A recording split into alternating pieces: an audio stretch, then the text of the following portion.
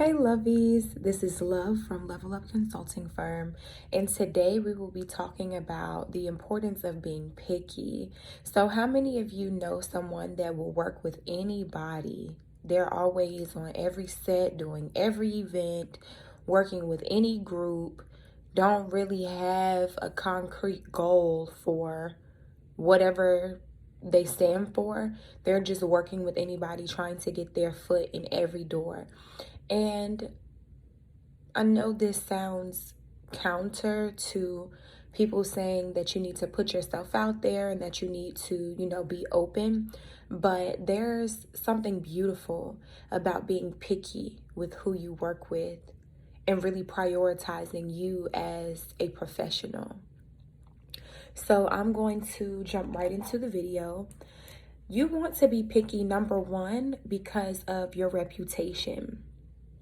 If you work with a business that is not reputable, people don't trust the brand, you are going to be associated with that brand, right? Sort of similar to when people are dating and you have a well-off family, right, that has a great reputation in their respective industry. And then their daughter wants to date someone whose family does not have a good reputation. And they're like, are you sure you want to be a part of that family? Or you may have a family that says, I forbid you from dating this person because we can't be associated with that group. And it matters. Legacy matters. So reputation, very important. If the business has a bad reputation, that can rub off on you. Next is time. You don't want to waste your time. Time is of the essence. And if you're working with a company who doesn't have good people working under them, or things are always being pushed to the side, let's say they schedule an event for the summer and they're like, we're going to do it in June, and then they get pushed to July, and then they get pushed to August, and then they're like, oh well, since it's in August, let's also do a back to school drive with whatever this event is. And you're like, okay, I could have done this sooner, and I could have done it by myself, or done it with someone who is going to be on top of their game and have a little bit more urgency in their movements. So you want to protect your reputation. You want to conserve your time. Next, consistency. Some people will say that they want to work with you and they're just not consistent. And, excuse me.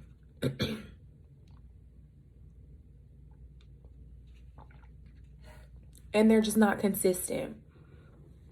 I'll tell you a personal story. So most recently I was expanding and I wanted to start working with other departments on campus to put my events together, because I felt like the collaborative approach would not only bring more people out, it would push me out of my comfort zone as a professional and help me network, because I don't do a lot of events with other people. And I also wanted the experience, right, of just having a collaboration and not having to do everything and plan everything on my own. And one of the individuals who I wanted to partner with was seemingly excited about it. We discussed the ideas. We sort of brainstormed on our own and came together to talk about everything.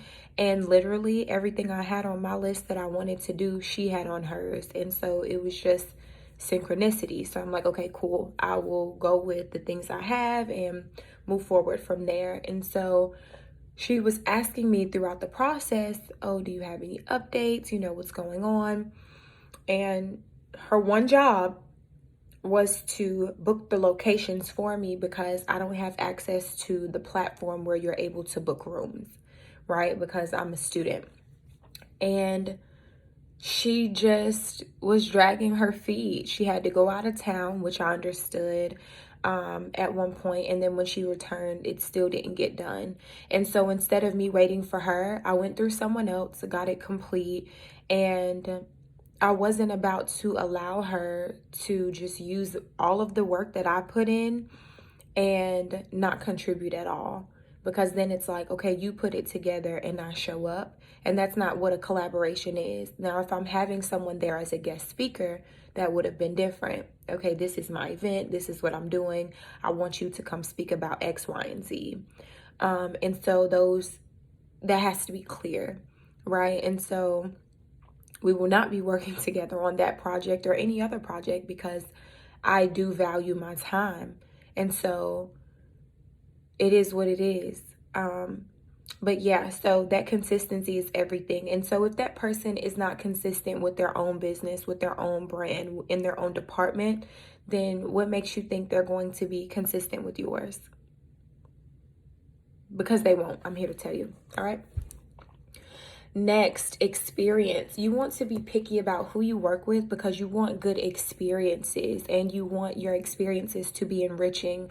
So when I'm working with individuals, I really try to get people who have been in certain industries for a long time. People who have been practitioners for a number of years, people who have done video and photography and know how to edit things, and they're great graphic designers and they've just been in the game for a while, right? You like to work with people who have their foot in somewhere and who have some time in, so that this is not new to them. They may be accustomed to working under pressure, handling certain deadlines. And so sometimes when you work with new people, they just lack the experience. And it's not that I completely avoid working with them, but like, I'm not above it, but I think that it brings something different to the table when you work with people who are experienced. And so that way they just bring a different perspective. They bring a different level of professionalism typically. And that's a good thing. So I want people around me who are experienced so I can learn, right? And another thing, it eliminates unnecessary stress when you're picky about who you work with. You can't work with everybody. Your gifts aren't for everybody. Your talents are not for everybody. You're not supposed to work with every single brand. Do you understand? And it's okay. It's okay to turn projects down. I do it all the time, literally. Hey, do you want to work with me on this? Actually, I'm busy.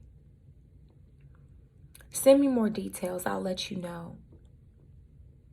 We'll see. I'll get back to you. Right? Because even if I decide to work with you and it doesn't work out, I'll know that I gave it a certain amount of effort and consideration prior to me engaging in that, right? And so then if I had, let's say I had a certain criteria. So let's just go ahead and write it down now. So let's say I wanted the person to be professional. So that can mean anything. I look at appearance when it comes to professionalism. I look at how they communicate. So their communication skills. If they're sending me emails, are they sending them quickly with a bunch of spelling errors? Does it look like the email was well thought out? If there was any information presented, does the email have different size fonts throughout? You know, like, what does it look like? What kind of professional appearance are they giving me? Whether the person is on time, that matters. And if I know things happen, you know, traffic where I live is a little ridiculous. So if you're not on time, did they communicate that? Did I have enough time to rearrange something in my schedule and not have to wait on them? Things like that. And so let's say I have this set of criteria and it turns out not to be a good fit. Maybe I can add something to my criteria to try to eliminate whatever the issue was in the future. I'm really sorry, you guys. My voice. But anyway, I hope this helped. Just remember, no matter what experiences you have, everything should be a learning experience. And as always, if you need me, I'll make sure the email is in the description box. Bye.